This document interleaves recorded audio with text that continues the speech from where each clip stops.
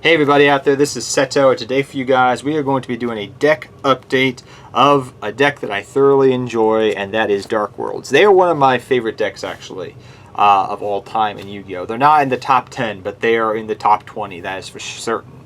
But they're a deck that's been around for a long time in Yu-Gi-Oh's history. They were in the GX anime, if you remember, with Jaden and Yubel, kind of in a way. Then they originally came out in the GX era.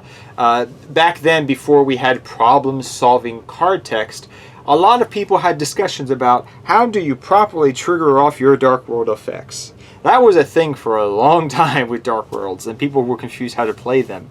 Then eventually we got problems solving card text, and we also got the structure deck at the end of the 5Ds era. And that's when I started picking them up. I had played with them a little bit with some buddies of mine.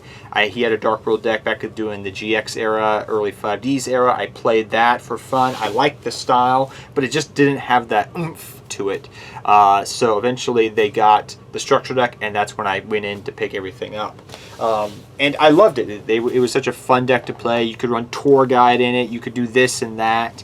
They have been one of those decks that's always been kind of around the game of Yu-Gi-Oh! That has this very distinct mechanic of getting they want to discard their things out of their hand to get their effects off, and if you can make your opponent discard things, then you get more effects off. So they're a very interesting mechanic that's very fun to play. And they got some legacy support last year, and that were in the card of Change into a Dark World, which is good legacy support. But I decided to run that a little bit in the deck as well. So without further ado, let us get into this deck profile without any further ado. Next we got 3 Grepher of the Dark World. Grepher is your boss monster of the deck, hands down. Staple 3 of in any Dark World deck out there. You can keep reoccurring, bringing him back. He's a big beater. Depending upon, even though we don't run it in this version anymore, you can run the virus package, the Crush card virus, quote unquote. You could run Eradicator Epidemic. You could run some of the different viruses. Deck Devi. That's another one you could run. Not Crush card, because you don't really have anything that can run Crush card, but the main ones that help against spell and trap based decks, you can run those. So if you're in a meta that's a lot of spell and trap based oriented, definitely you run the Eradicator, because that can hit your spells and traps. But I'm not running it in this version of the deck. I think that's very good side deck material though. But 3 Grepha, Beat Stick can help you go for level 8s. Overall, very important. He's your boss monster of your deck. Next we run 3 Snow. 3 Snow, or Snow, the underworld of the Snow of the Dark World, is your searcher for your deck. She's going to search out just about anything Dark World from your deck, be it your Grepher, be it your Brow, your Beige for doing little cute combo plays, be it your Underworld, be it your Dark World dealings. A lot of times you'll search out your Gate so you can have your Gate on board to go off with things. But she can search off a couple other Dark World cards as well, which is kind of nice. But 3 Snow, hands down, is essential in the deck. It's your searcher for a lot of your stuff that's Dark World related. Brow is your draw engine for the deck. Brow is going to be your draw engine, which is nice. Granted, any of these are normal summonable, so you can do the old play of, okay, you have Grepha Engrave, normal summon, bounce back, bring back Grepha. There you go. But mainly you want to get him discarded off so you can get draw power, so he's a mini draw engine for the deck. Next we run 2 Beige of the Dark World. Beige is pretty much, I feel like, a staple 2 of now with how this deck works with, yes, we are running the Danger package in here, but it works very well because you can either easily get your Beige discarded, okay, that's cool, you bring your Beige back. If you have Grepher Engrave, now you got a free Grepher Engrave just by special summoning your Beige, and then you can go off with Beige again and loop it a little bit. It's kind of a sort of a loop, which is nice to have in this deck. So I think Beige now with the Dark World engine is a staple 2 of if you're running the Danger engine in the deck, because there's cool little things you can do. Then, like I said, we're running the Danger engine, so we're going to go through all the dangers. 3 Bigfoot is pretty good, and 1 Danger Thunderbird. You can run more of these if you want to. You could run more Thunderbird if you want to. That is up to you to decide if you want. If you want to go for more of a rank 8 package in the deck and make that the focus of the deck, then be my guest. Go right into it. You can run triple Thunderbird, triple Danger Bigfoot. I'll be honest, the Dark World package I think is very straightforward, but everything else when it comes to the Danger engine, I've seen people run different ratios. I've seen 3 and 3 with just Snake, Jackalope, and Nessie, and none of the other ones. Maybe an Ogopogo, maybe some dark, Danger Mothman. But I just want to let you know that everybody runs the Danger package in their Dark World deck a lot differently for different reasons. So I just want to let you know, if you want to focus on more level 8s, you run more of these. You want to focus on more level 4s, you run more of Mothman and Chupacabra, etc. So it's up to you to decide how you want to go down that road, just to be honest. Next we run our 3 Danger Mothman. Mothman is a good 4 of. He's kind of like a little bit of a graceful charity in the deck. I feel like overall he's a staple 3 of. Some people run him as a 2 of, 1 of. Again, people run their Danger packages differently in every Dark World deck I've ever seen or ever talked to anybody about. Oh, I run this, this, and this. I'm like, that's different from what I run. And the other person says, no, I run this, this, and this ratio. And I run this tech option. Everybody runs it differently. That's the last time I'm going to say that. But 3 Mothman. For your 1-ofs, we're running 1 Chupacabra, 1 Ogopogo, 1 Jackalope, 1 Danger Snake, Tsuchinoko, and then your 1 Danger Nessie. So those are all your 1-of dangers we're running. Why are we running some of the 1-of, like Jackalope, Tsuchinoko, and Nessie? They're at 1-of. If they come back to more of, then you're going to run more of them. Especially Snake, because it can go off with some level 3 combo plays, which is cute to do, to be honest. But that's all for the Danger package. Some people run, like I said, the Danger spells. I think it's like Danger Exploration. There's a lot of Danger cards, but it's this ultra rare spell I've tried out. It's nice, but it's up to you if you want to run it or not. I just like the Danger package because it works well with the Dark World engine. Some people like the old school Skarm Torbus engine. Everybody runs their Dark World decks a little bit differently, as well as their Danger packages. 3 gates. Depending upon how focused you are on your Dark World package, you can determine how many gates you run. I feel that 3 is really good. I want to get to it as soon as I can, because if I have my gates set up, then it helps out with my Dark World plays, with the draw engine of the deck, with getting through the deck, through banishing stuff and bringing stuff back. It's very nice to just have there in case of emergencies, because you never know what could happen personally. So I just like that for that reason. Next up, we run 3 Dark World Dealings. Dark World Dealings is a staple 3 of in this deck. It's your draw discard engine. It was made specifically for this deck. Yes, you may see it in Fables. Yes, you may see it in Exodia. But this is the deck it was made for. And that's why it's so good in this deck. It's going to draw, discard, set things up in grade, draw Greffer, discard Greffer. Have Greffer in hand? Okay, discard it. Draw something else, normal summon, bring something, bring Greffer back. Basic little plays like that. So, 3 Dark World Dealings.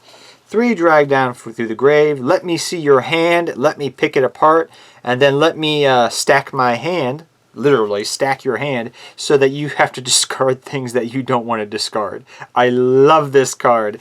This was such a retarded card back, not retarded card, but kind of ridiculous card to play around with Dark Worlds ever since its inception. And I love it because it's kind of like a pseudo forceful sentry you can set it up to. Okay, what do you have in your hand? I don't want you to have that. Okay, what do you want to discard? You don't want to discard any of this, but you got to choose. I'm stacking my hand. So I love that. 3 Allure Darkness. Allure is a staple 3 of in this deck. I think, if my memory serves me correctly, everything we run is dark attribute. Yeah, everything is dark attribute. So if your hand gets clunky, hey, Allure of Darkness it away. This deck can turbo through it very, very easily. This deck can go turbo through your deck very quickly. So 3 Allure of Darkness I feel is pretty staple. We're running 2 Change into Dark World. This is something I'm teching out. Some people like this as a 1-of. Some people like it as a 2-of. It depends. Some people are running the old Trap card, which is still nice, I feel like, in this deck to have if you want to run it. But this is what I've been running, and it's been working out fairly well, I would say. But it's up to you to decide what you want to run. It's a nice little card I've been testing out. I took out Monster Reborn to try this out because it was a little bit more versatile, I found. You can run Monster Reborn in the deck if you want to make it 41, but these other cards I have are just too good. But, yeah, I like these in the deck. They work out pretty well. 1 Foolish Burial. This can help set things up in grave, your snow into grave. It can help set up anything in grave. Your grepher mainly is what you're going to send to grave, so you have grepher already engraved and you can go off. Your 1 card destruction. This is amazing. This is going to help really go through your deck, get your effects off. And 1 Pot of Avarice. Now, Pot of Avarice is a card we never used to run in this deck ever, really. But I will be honest with you, from playtesting, from using this deck a lot, you need to run Pot of Avarice. If you really were paying attention with the Danger Engine and all these draw cards here, guys, you're going to be going and drawing through your deck a lot. And I mean a lot. So you want to recycle some of your monsters. Pot of Avarice can help you do that. So, and then you can draw some more cards for it. So I think Pot of Avarice, personally, from playtesting, it's going to be very live in your deck a lot of the time because of how quickly you'll go and through your deck. So I feel it's a staple 1 of in the deck. You can run other cards in the deck. Like I said, Monster Reborn's an option. Upstart Goblin you can still run in the deck. It's a great card. But you just have so much draw power already. I don't feel like you need that stuff. And Monster Reborn is like that card that I was like, I want to run it, but I mean, space reasons. But yeah, guys, you can make this deck. I'd probably say, even though this is a 40 card deck I built, you probably could make it 43, 42, 41 if you want to, because of the ability of how quickly you're going to turbo through your deck. So that's up to your discretion. Just letting you know.